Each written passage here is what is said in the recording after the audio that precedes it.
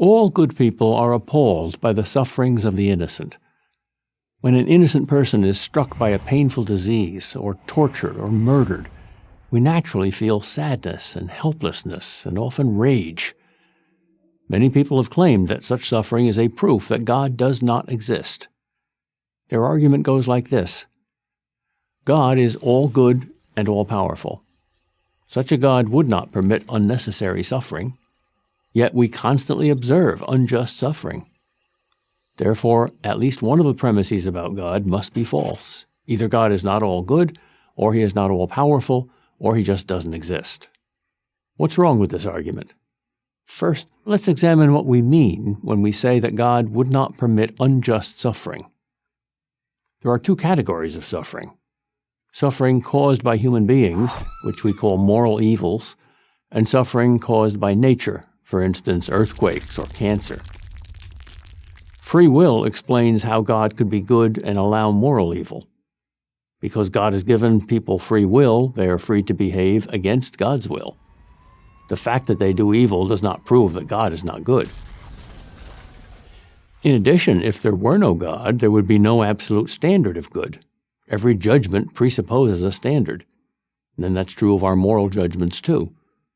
What is our standard for judging evil to be evil? The most we could say about evil, if there were no God, was that we, in our subjective tastes, didn't like it when people did certain things to other people. We wouldn't have a basis for saying an act was bad, only that we didn't like it. So the problem of human evil exists only if God exists. As for natural suffering, that poses what appears to be a more difficult question. We see an innocent child suffer, say, from an incurable disease. We complain.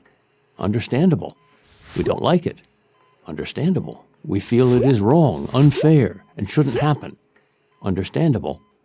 But illogical unless you believe in God.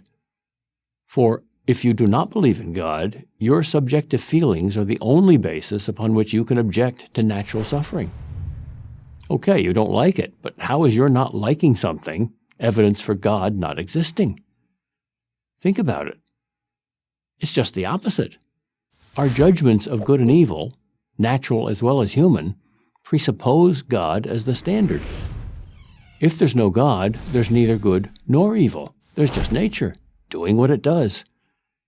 If nature is all there is absolutely no need to explain why one person suffers and another doesn't. Unjust suffering is a problem only because we have a sense of what is just and unjust. But where does this sense come from? Certainly not from nature. There's nothing just about nature. Nature is only about survival. What, in other words, does it mean for suffering to be unnecessary or wrong? How is that determined? Against what standard? Your private standard means nothing. My private standard means nothing. We can talk meaningfully about suffering being unnecessary or wrong only if we have an underlying belief that a standard of right and wrong objectively exists. And if that standard really exists, that means there is a God. Moreover, the believer in God has an incomparably easier time than the atheist psychologically, as well as logically, in dealing with the problem of natural suffering.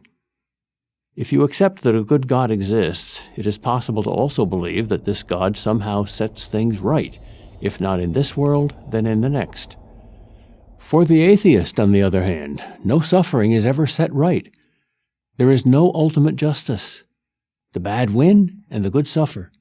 Earthquakes and cancers kill. End of story. Literally.